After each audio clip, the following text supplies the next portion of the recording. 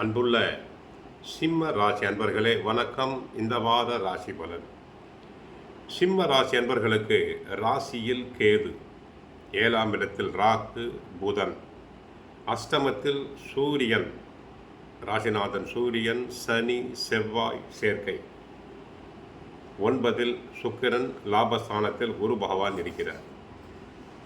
தங்களுடைய ராசியாதிபதி சூரியனும் சனியும் சேர்க்கை பெற்று இருப்பதால் உடல் நலனில் கவனம் தேவை. உடல் ஆரோக்கியத்தில் கவனம் தேவை.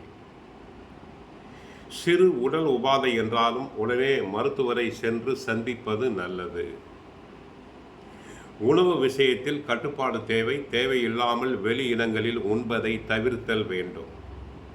கணவன் மனைவி ஒற்றுமை தேவை.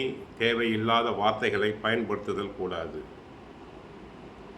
7இல் புதன், 9இல் சுக்கிரன், லாபஸ்தானத்தில் குரு இருப்பதால் பண வரவுக்கு எந்த விதத்திலும் பஞ்சமில்லை.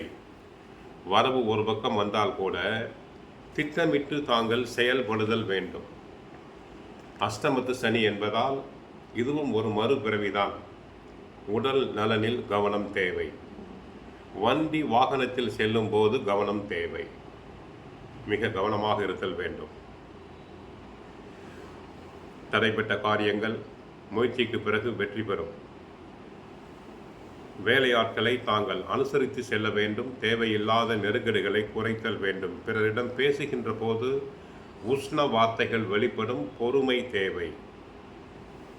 மாணவர்கள் சிறப்பாக செயல்படுவீர்கள். நன்றாக படிப்பீர்கள். நல்ல மதிப்பெண்களை பெறுவீர்கள். விளையாட்டுத்துறை மாணவர்களுக்கு நல்ல பரிசுகள் கிடைக்கும். குரு பகவான் பூர்வ புண்ணிய ஸ்தானத்தையும் 7ஆம் ஸ்தானத்தையும் பார்ப்பதால் நற்பலன்கள் அதிகரிக்கும்.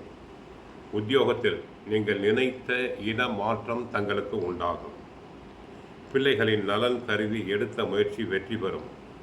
வீட்டில் சுபகாரியங்கள் நடைபெறும். கணவன் மனைவி உறவில் விட்டு கொடுத்து சென்றால் வீட்டில் அமைதி நிலவும். ராசியில் கேது இருக்கிறார். 7இல் ராகு புதன் இருக்கிறார். அஷ்டமத்தில் சனி செவ்வாய் சூரியன் இருக்கிறார்கள். தந்தை மகன் உறவில் கவனம் தேவை. ஏனென்றால் சூரியன் சனி சேர்க்கை ஏற்பட்டுள்ளதால் தந்தை மகன் உறவில் கவனம் தேவை. தந்தையாரின் உடல் ஆரோக்கியத்தில் கவனம் தேவை.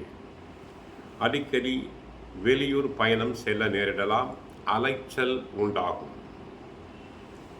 பழைய கடன்களால் சிரமம் வரும். உயர் அதிகாரிகளுடன் கருத்து வேறுபாடுகள் வேண்டாம். சூழ்நிலைக்கு தகுந்தவாறு தாங்கள் வளைந்து நெளிந்து கொடுத்தல் வேண்டும். சக்திக்கு மீறிய வேலைகளை செய்ய நேரிடலாம். ராமர் பட்டாபிஷேக நாள் 5ஆம் தேதி அல்லது ஆஞ்சநேயர் உற்சவம் 6ஆம் தேதி நாளில் உங்களால் முடிந்த சிறிய கைங்கரியத்தை பகவானுக்கு செய்யவும்.